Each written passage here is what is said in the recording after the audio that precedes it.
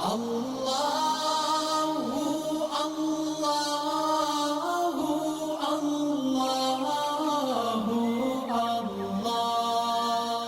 کسی چھوٹے بڑے کو نظر بد لگ گئی ہو تو آپ سورہ ملک قرآن پاک کی اس کو کھولیں، اس کی جو آیات ہے ارجع البصر هل ترى من فطور ثم ارجع البصر کرتین ينقلب الیک البصر خاسئا وهو حسیر، ان آیات کو 7 مرتبہ پڑھ کے نظر بد کے مریض کے اوپر آپ پھونک لگا دیں، اللہ فضل فرمائے گا، فوراً سے اس کی نظر بد ختم ہو جائے گی۔ آپ شفاء الدہر روحانی مرکز کی واٹس ایپ نمبر پر دنیا بھر سے رابطہ کر سکتے ہیں۔